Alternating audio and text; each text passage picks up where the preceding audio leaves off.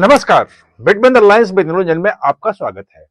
आज हम बात करेंगे आतंक के यूनिवर्सिटी की, जो वही यूनिवर्सिटी अल फलाह यूनिवर्सिटी फरीदाबाद का, जिसने आतंकियों को, जो लाल किला पर हमला करने वाले आतंकी थे, बम विस्फोट करने वाले, और पूरा एक सफेद पोश टेरर मॉड्यूल, आतंकियों का मॉड्यूल वहां रह रहा था।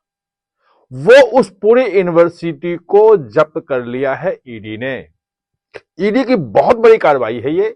इस पूरी कार्रवाई के बारे में बताएंगे आपको कि अब यूनिवर्सिटी का क्या होगा और उसके जो मालिक हैं जावेद सिद्दीकी, उसका क्या होगा, कहां है, ये सब पे चर्चा करेंगे। लेकिन उसके पहले आपसे अनुरोध है कि आप हमारे चैनल को सब्सक्राइब कीजिए, बेल आइकन बटन दबाइए ताकि नया वीडियो आपको तत्काल मिल सके, और कमेंट जरूर कीजिएगा क्योंकि आपके कमेंट से नई जानकारी भी मिलती है और नए पर्सपेक्टिव भी मिलते हैं। तो आज ईडी ने बहुत बड़ी कार्रवाई कर दी है। जावेद सिद्दीकी, जो उसका मालिक है, वो जेल में है और न्यायिक हिरासत में अभी भी जेल में है। 2 महीने के भीतर, आज 16 जनवरी है, 13 नवंबर को ईडी ने मनी लॉन्ड्रिंग का केस दर्ज किया था। ECIR बोलते हैं, लेकिन आप सामान्य तौर पे FIR के रूप में उसको समझ सकते हैं। और 10 नवंबर को दिल्ली पुलिस ने FIR दर्ज की थी।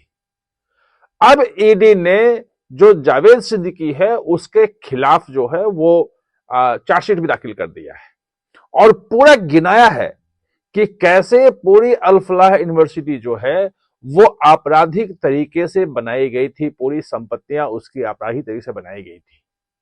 अभी जो संपत्ति जब्त की गई है वो 140 करोड़ के लगभग है, लगभग 140 करोड़ की संपत्ति है। उसमें पूरी यूनिवर्सिटी की जो बिल्डिंग है, छात्रावास है, सब कुछ है, जमीन है, वो सब समाहित है। यानी कि पूरी यूनिवर्सिटी जो है वो जब्त हो गई है।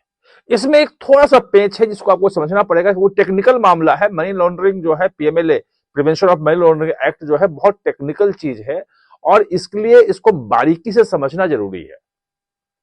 फिलहाल जो संपत्ति जब्त की गई है वो जब्त की गई है अस्थायी रूप से, प्रोविजनली अटैच्ड। इसका क्या मायने हुआ? इसका मायने यह हुआ कि यूनिवर्सिटी जैसे चल रही थी वैसे चलेगी। वहां जो छात्र हैं, प्रोफेसर हैं, जो सब काम करने वाले हैं, जैसे चल रहे थे वैसे चलेंगे। उनका जो पैसे आया था, एडमिशन था, वो सब कुछ फीस ऐसे आती रहेगी, सबकी सैलरी वैसे ही जाती रहेगी। लेकिन एक बड़ा फर्क यह पड़ गया कि अगर चुपके से कहीं डील कर लेता कि भाई यूनिवर्सिटी फंस गई, इसको बेच दो, कर सकता था। भाई दोहा में किसी को बैठे हुए किसी गल्फ के अमीर को बेच दे, कहीं किसी और को बेच दे, खुद निकल जाए कि यूनिवर्सिटी फंस गई है, पैसे बना लो, जो बचता है वो बच जाए। अब वो यूनिवर्सिटी नहीं बेच पाएगा। ये प्रोविजनल अटैचमेंट के मायने हैं। अब है क्या कि एजुकेटिंग अथॉरिटी में मामला जाएगा, उसकी मुहर लग गई तो वो अपीलेट ट्रिब्यूनल एक होता है PMLA का, वहां ये मामला जाएगा। और अगर उसकी भी मुहर लग गई तो यूनिवर्सिटी को ईडी अपने पोजीशन में ले लेगा। थोड़ा टाइम लगेगा क्योंकि ये चरणबद्ध तरीके से होता है। अचानक आप गैर कानूनी तरीके से किसी यूनिवर्सिटी को नहीं ले सकते हैं, कानून के हिसाब से चलना पड़ता है। लेकिन उसकी तैयारी शुरू हो गई है। ये बिल्कुल क्रेडिट रखिए और बता दिया कि प्रोसेस क्या क्या है। अब है क्या कि 140 करोड़ में तो ये पूरी जब्त हुई है, लेकिन कमाई इतनी ही नहीं है। लगभग 493 करोड़ की अवैध कमाई का पता लगाया है। वो अवैध तरीके से कमाया गया था और अल फलाह ट्रस्ट जो है उसमें कई कंपनियां जुड़ी हुई हैं आपस में। उन तमाम कंपनियों में पैसे ट्रांसफर कर दिए गए। जो इस यूनिवर्सिटी से पैसे कमाई हो रही थी वो दूसरी जगह पे भेजा जा रहा था, यानी कि उनको अपना संपत्ति बना रहे थे। वो चैरिटेबल होता है, ट्रस्ट तो चैरिटेबल होता है, लेकिन दूसरी जगह पे वो ट्रांसफर कर रहे थे। वो सब भी पता किया है और ईडी के बड़े अधिकारी ने कहा कि वो सबके जब्त करने की भी प्रक्रिया चल रही है, यानी कुछ छूटेगा नहीं। ये बड़ी कार्रवाई है और ये आपराधिक रूप से कमाई गई संपत्ति है, यह साबित भी करना है ईडी को। उसकी भी तैयारी हो गई है। ईडी ने साफ साफ कहा है कि भाई इनके पास तो नैक का जो है एक मिला था और एक्सपायर हो गया था, वो तो था ही नहीं इनके पास सर्टिफिकेट। और ये अपने हर जगह लिखते थे कि नैक सर्टिफाइड, मेडिकल कॉलेज में लिखते थे, बाकी इंस्टीट्यूशन में लिखते थे नैक से है। यूजीसी की मान्यता के बारे में भी झूठ बोला, कहा कि यूजीसी से मान्यता मिली, लेकिन यूजीसी से मान्यता जो मिली थी कि एक स्टेट प्राइवेट यूनिवर्सिटी के रूप में थी, वो थी, सेक्शन अलग था, मान्यता गलत थी। जो मेडिकल कॉलेज के लिए परमिशन लिया गया था, फार्मेसी के लिए परमिशन, उसमें भी बहुत सारी गलत जानकारी दी गई थी, वो सब निकल के आ गया है और सब ईडी ने आज चार्जशीट में पर लगाया भी है कि क्या क्या हुआ था उसमें।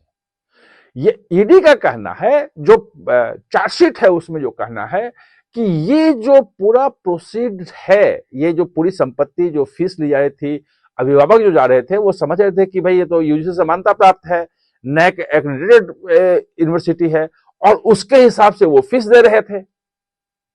यानी कि अभिभावकों को धोखे में रख के ये आपराधिक तरीके से उनसे पैसे लिए गए, फीस वसूला गया, सारी चीजें उनसे ली गई और उसके बाद उस पैसे का दुरुपयोग किया गया। यूनिवर्सिटी उसी से खड़ी हुई पूरी की पूरी।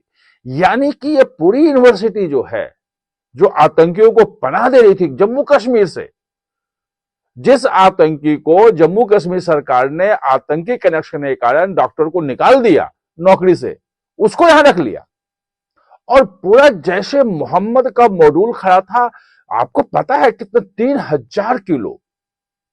3,000 किलो विस्फोटक मिले थे, वो जिलेटिन की छड़ें जिसे विस्फोट किए जाते हैं, और जो ये कहा जा रहा है कि 40 किलो केवल फटा था ये आपके लाल किला के सामने जो कार में बम विस्फोट किया था।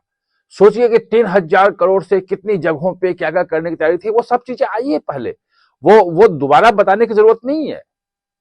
लेकिन हाँ, ये जरूर है, आपको ये जानकारी देना है कि अब ईडी ने 2 महीने में ही ये आतंकी की जो यूनिवर्सिटी थी उस यूनिवर्सिटी को जब्त कर लिया है। अब इसके फाइनल पोजीशन लेने में थोड़ा वक्त जरूर लगेगा, लेकिन उस दिशा में ईडी ने ठोस कदम बढ़ा दिया है, आज चार्जशीट भी कर दी है। आप हमारे साथ जुड़े, इसके लिए बहुत बहुत धन्यवाद।